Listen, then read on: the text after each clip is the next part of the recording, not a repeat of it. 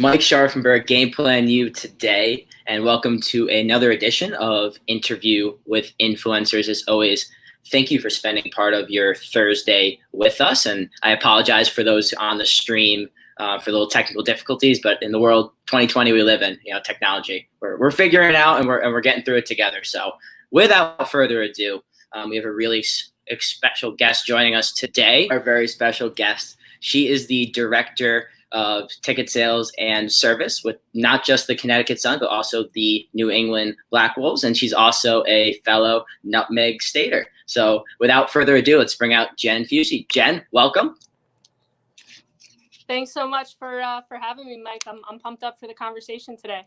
Oh, same here. Couldn't be more fired up. And again, I apologize for the technical difficulties, but we figured it out and we're here. So that's all that matters, right? That's right. We're all adapting to technology and working through it all. Love it. I love it. So let's start. Before we dive into your professional career, let's take a step back. So you Connecticut born and raised, working now in Connecticut. 2010 graduate of the University of Connecticut. So just tell me a little bit about how, as a lifelong sports fan, how exciting it was to be there for the Maya Moore days, to see 2 national titles, to see a men's team that competed every year and who was dominant, had a Final Four run. And then how excited are you that they're finally coming home and rejoining the Big East? Yeah, I love it. Having grown up in Connecticut, I was always a huge fan of the men's and women's program at Connecticut, and where the only place that I wanted to go to school and was fortunate enough to get in and spend 4 years for the best years of my life in Storrs, Connecticut, and went undefeated. The women's team went undefeated the last 2 years that I was there, and it was really, really cool to be a part of. And I'm pumped that they're back in the Big East and looking forward to the upcoming seasons. I love it. As a fellow Connecticut resident, like, it just didn't feel right with UConn not in the Big East, So it's awesome to see us finally back home. So let's dive into the professional side. So you graduated in 2010 with a degree in statistics, and through our past conversations, you expressed a lifelong sports fan. But tell us a little bit about how you discovered the business side of sports, and then walk us through your journey of how you you went from an intern with Connecticut Sun to now all the way up to director. So walk us through that journey and how you got to where you are today. Yeah, absolutely. So as you mentioned and alluded to, I started my career as an intern with the Connecticut Sun and spent 2 summers here, and actually bounced around quite a bit in between. So after interning for 2 summers in Connecticut, knew that I really wanted to be working in professional sports, and I was really naive to the industry and all that it took, and didn't really understand the business side at all. Got to pick up on a little bit of the game day operations, and worked in a small front office in Connecticut, but had my first opportunity with the inside sales program with the Phoenix Suns and Mercury. And for me, that was super exciting, having been a lifelong UConn women's basketball fan.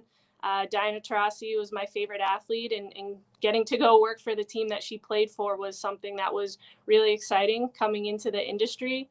And didn't really know anything about sales, but fell in love with the process and the grind of it, and spent 3.5 really awesome seasons and years in Phoenix.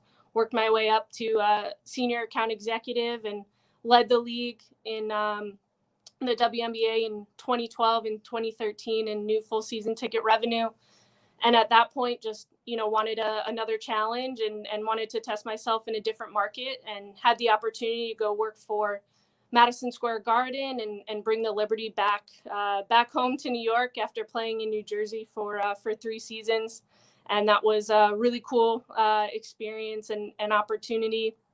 And was fortunate enough to, at that point, wanted to take the next step, wanted to get into leadership and the strategic side of sales and building out campaigns, and had that opportunity in Houston, Texas, with the NWSL and Houston Dash, and spent 2.5 years there learning a lot about soccer. Had no idea about the sport, but learned the sport, learned the market, and had the opportunity to help a first-year team build and grow. And 2.5 years later, had the opportunity to come back home to Connecticut and work for the Sun. And in that time, they added the NLL's New England Black Wolves. Again, another sport I wasn't super familiar with, but have absolutely fallen in love with. And have been here about 3.5 years and have loved every second of it. I love it. I think the biggest thing that I got away from your story is you said challenge, and you were looking for a new challenge. And I think so many out there, they're crushing it like you, and they just get comfortable and get laid back and say, oh, the results are just going to come. But if you're not looking to challenge yourself and continue to grow, you're not only just going to stay where you are, but you're going to start trickling down and getting worse. So I love that. And I think that really is a testament to you and how you climbed up through the ranks and grew to where you are today. So can you speak a little bit about the skills that you feel that you have and that helped you get from the entry level all the way up to the director role? Yeah, so I mentioned that sales was not something that I was super familiar with or really ever saw myself doing, but one of the key things that was instilled in me from day one on the inside sales program in Phoenix was just having a really great work ethic, knowing that the position was going to take a lot of grit and determination, and just really being willing to learn every single day and challenge yourself. When you're in sales, it's never going to be easy, and just embracing the challenge and looking forward to those challenges and the obstacles as a way to grow versus it being like a roadblock or something that's going to hinder you from success. Yeah, you can't run away from challenges, right? You gotta embrace them, because don't get me wrong, winning's fun, but you get to come challenges and learn from them, right? Take that. Absolutely. So it's the best way to learn is taking those challenges and taking the lessons that you get from them, and facing them head on is the best way to deal with them. Even if you try to skirt around them, usually they'll present themselves later down the road, probably in a more difficult way. So 100%. And it's like we planned this, but this is a perfect segue into our next question here, and that's adversity. I think if anyone, right now, everybody in our world is facing adversity all around the globe, whether it's personal, professional, or both in a lot of cases. So can you speak to a moment in your professional career where you faced immense adversity, and how did you cope with that and overcome it? Yeah, so I think, the adversity piece is something that I was presented with even before my time interning with the Connecticut Sun while I was in college. The theme here is that I grew up a huge UConn fan, and all through high school, I knew I wanted to go to UConn, and one of my goals was to be a student manager for the women's team. And I'm not sure what the process is like at other schools across the country, but at UConn, it's a pretty rigorous process. There's a full formal interview, having to go to practices and really get ingrained with the team. And it was something that I was really working towards and looking forward to, hopefully having the opportunity to do. And my freshman year, I went super excited, got connected with the right people, and they said, hey, we're just not taking anyone this year. We don't have the spots open. Come back next year. So went back my sophomore year, and got through the interview process, and got to go to some of the preseason practices and work out with the team a little bit, and made it all the way to the final cut, and was told, hey, you're part of the final six, and come to practice on Tuesday. And that Sunday before practice was supposed to start, I got an email from one of the lead managers and just said, for whatever reason, I wasn't going to make the cut. So being so close to one of my goals that I had really looked forward to for so long was definitely crushing. But at the same time, I'm a firm believer in everything happens for a reason. And even though I didn't quite see it at the time, or it took a couple years, for me to ultimately land in the position as an intern with the Sun, I know ultimately I'm here because that opportunity didn't happen, and I got to enjoy a all 4 years at UConn as a fan, and just really enjoy and embrace the success of the team as a fan, which was awesome. I love it. Yeah, 100%. And is that something now, when you're facing adversity in the office or in your personal life, that you can look back to and say, I got through that, I can get through anything. Like, that's nothing. Is that something that plays a role there? Yeah, I think just kind of being disappointed and knowing that I felt like I did all the things the right way. Felt like I was pretty determined, and I thought it was going to be a good fit, and ultimately it wasn't. And just understanding that you could work really, really hard towards something and do all the things, quote unquote, the right way, and it still just might not be a good fit. And still, for whatever reason, just knowing and trusting in your path and in your process, and always putting out genuine intentions and genuine energy is something that I really firmly believe in, is always going to put you on the path that you're supposed to be on. So leaning back on that experience and knowing that, now I'm able to kind of trust in the process. Yeah, I love it. Sorry about that. Well, hey, this is just that's the theme of this podcast. It's technical difficulties, but hey, we're overcoming adversity, right? We're powering through. I love it. And that brings up one of my favorite quotes from The Rock is, it's the opportunities and the things that you want the most in life. And some of the best things in life are when those opportunities don't happen, because that opens up doors and endless other doors. I absolutely love that message. I think that was back when he got cut from the NFL, and that opened up his career now as one of the top wrestlers and probably top male performers in the world. So I love that. So let's speak to management and leadership, right?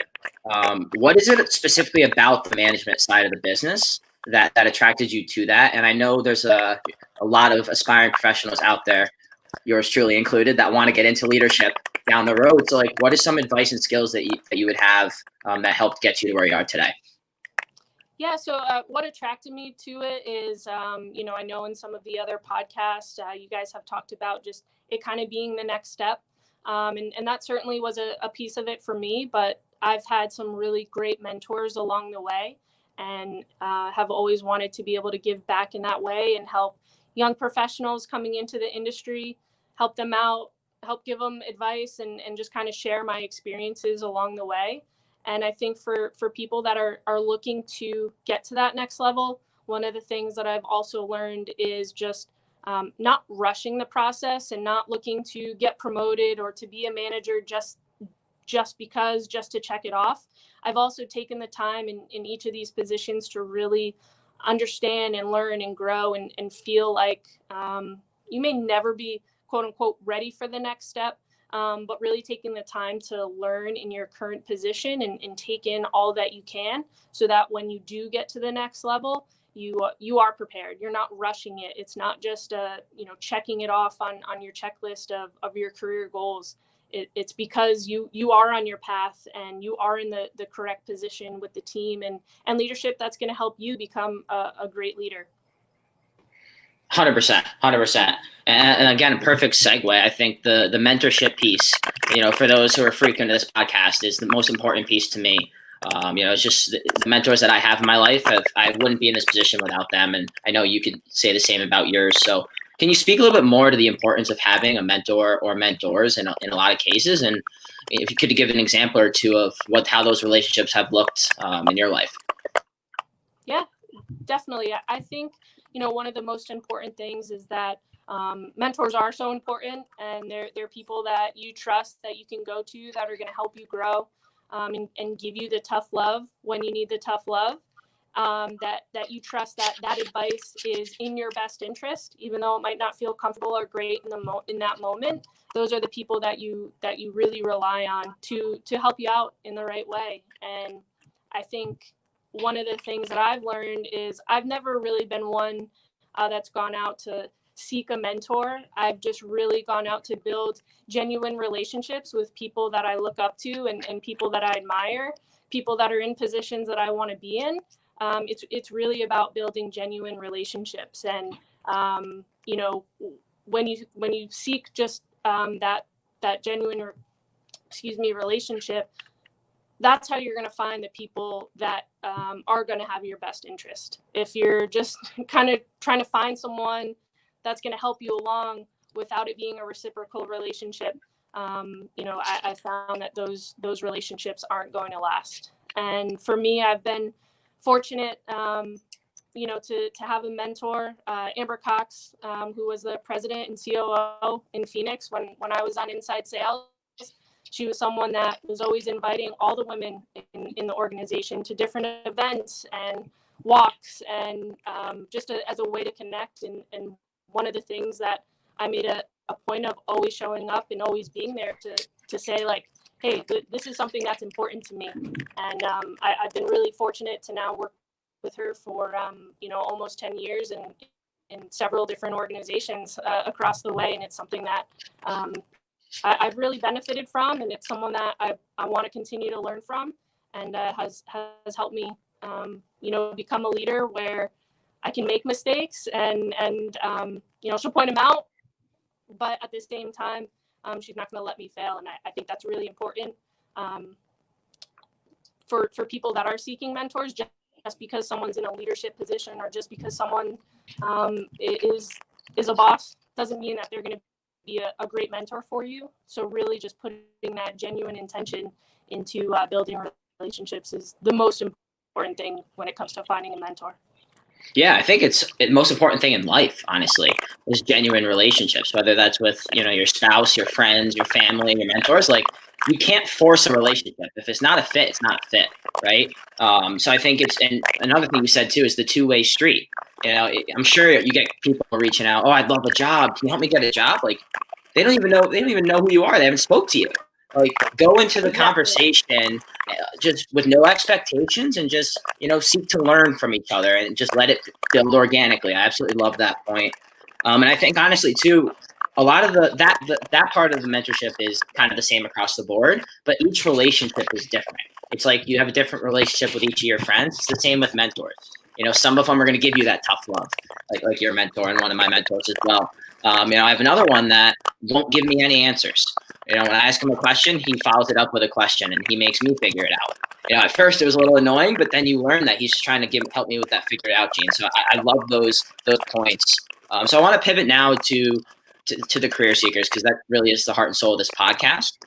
So, as someone in a position to hire, right, and you've done countless interviews and brought on multiple team members throughout the years, what are some of the key skills or qualities that you look for when you're looking to bring on a new team member to the team? Yeah, that's a great question. For me, being coachable first and foremost is really, really important. Just being willing to learn, and trusting in the process, throwing yourself in it, and kind of learning each day. Not being afraid to fail, to learn, I think is really important. Someone that has the grit and determination. We've talked a little bit about it, but sales is simply just not easy. And, I think you just have to be willing to grind it out, especially as you're starting out and building a pipeline and creating relationships. You just have to be really determined. And for us here, something that I'm really proud of, being a great teammate. Sales is inherently competitive, and it can be really cutthroat. And it's just everyone is going to succeed at a much higher level if you can all trust each other, if you can look to your left and your right and know that the person beside you has your back. In sales, it's really hard, and being able to lean on each other through the difficult days, I think, is really important. And it's something that I'm really proud of here with the Sun and the Black Wolves, that I know we have a great culture in terms of being great teammates to each other. I know everybody has their back, has each other's backs, and they know that I have their back, and same. So it's something that I look for, whether you're an intern or whether, I'm looking to bring someone on the sales and service team. And lastly, just being super proactive. I think that's something that not sitting around and waiting for something to do, just being proactive and seeking opportunities and how you can help is something that's really important for anyone that I'm hiring. All great points. And I think, if you've been listening from the start, you notice a common theme. trust the process has come up a lot. Overcoming adversity, being determined and grit. And I think that this one we haven't really touched on yet, but being a good teammate. That is just so critical in sales. I know a lot of people often think that sales is like, okay, I want to just produce as much revenue as I can and go. And yes, that's important. And at the end of the day, that's the main goal. But if you're not part of a team culture, if you're not growing and building together, it's going to be a negative culture in the office. So it's one of those things. It's like I compare it to, for your athletes out there. It's the same thing as when you're practicing with your team, right? And it's, yes, you want to get as much playing time as possible, but at the end of the day, all that matters is the scoreboard. Translating over to sports is the revenue for the team. So I absolutely love that point. So absolutely, it's hands down the most important thing for our team and what we build our culture off of. Yeah, because success breeds success, right? So when one person's successful, that the next person's successful, and it just continues to go. So I love that. So speaking of success, for those looking to get into sports, it's never been easy. We don't sugarcoat it. It's always been a challenge, especially right now with everything going on. But if you stay positive, is another key. You got to stay positive, and there's a lot of things you could be doing right now to position yourself in the industry when it does start opening up again. And think about it. There's a lot. You have the class of 2019, class of 2020. You have a lot of experienced professionals right now that unfortunately got let go. So there's a big talent pool out there. So from your perspective, what are some things that career seekers looking to get into the sport industry could be doing right now to best position themselves when the industry starts opening up again? Yeah, that's a great question. I think at any time, but especially now, networking and just building your network. For me, all of my opportunities have come from my relationships and my network. And I think given the situation that we're in, once teams are able to staff back up and fill positions, they're going to want to fill them really quickly, and inherently they're going to go after people that they already have relationships with. So I think networking is first and foremost the most important thing that someone could be doing right now. Just making those connections. I think keeping up on the industry trends, educating yourself on what may be new or different. Post-COVID, we all know we're going to be navigating a little bit different than we were before this. So staying up to date with all of the articles and just finding best practices and things that have been working. This way, when that opportunity does come, you're already there. You're not trying to catch up. You can just hit the go button. And I say this to everyone that I talk to. If you have the opportunity to go somewhere new, to leave home, to learn a new market, just have a different experience through this industry, if you have the opportunity to do so and it makes sense for you, I just encourage everybody to be open and willing to go somewhere new, because I've learned more about myself just from living in different places and living far away from my family and not being able to come home whenever I wanted to. And I think that's really, really important for people seeking full-time spots or just their next opportunities, just being open and willing to pack up and leave. Become comfortable being uncomfortable. I think that's key in sales and in life, right? And in general is having, and I think that's a testament to you and how you've gotten to where you are in your career today. It's just taking that initiative and that leap of faith to go to a new market and try something new and just kind of take that deep dive. So I love that. So can you hit a little bit more on the networking piece? So, I've noticed, especially now, a lot of people are active on LinkedIn, and, there's a positive way to network and a negative way. Can you speak to that a little more and what that should look like in your eyes? Yeah, I think probably the best way is reaching out to people that are already in your network and having them introduce you to people. This way, it's not just a cold intro. There's also a ton of resources out there. For example, I just became a mentor in the clubhouse with Sports Business Solutions, and it's a great way to find people that want to connect and help people find their next opportunity. Not everyone is going to be willing or at this point have the time to just answer cold messages on LinkedIn. And so I think it's about tapping into your current network. How far can you stretch that through introductions, and then also using resources that are available, because there's a lot more out there than there was 10 years ago, let's say, when I was starting out. Love it. Love it. Yeah. It's just like you said, going back to it, to the one of your points earlier, is just make it genuine. Don't go in asking for something, or looking to gain something. Ask questions. I'd love to hear a little bit about your career and how you got somewhere, and then build that relationship and then see where it goes. I absolutely love that point. So Jen, I don't want to take too much more of your time. I really, really appreciate it. And I'm sure the whole interview with influencer community does as well. But before you go, and I'll let you kind of run with this however you want to go. Just any final thoughts that you have for career seekers out there, what would that be? Yeah, I think just, I can only imagine, how hard it is for people right now trying to find that next opportunity in this industry. We've definitely been, shaken up a little bit in terms of what our industry looks like, but staying positive, staying proactive, and really not allowing this pandemic to be an excuse for why you're not succeeding. We've all had some different challenges thrown our way because of it, and really using it, we talked about it before, but using this challenge as your opportunity to grow, as your opportunity to springboard you to your next opportunity. And I think that's the most important thing right now while we're all trying to navigate this new world. Yeah, no, 100%. And I say it often, and I'm sure it's going to be one of the first questions you ask in future interviews. How have you spent the last year or past 8 months?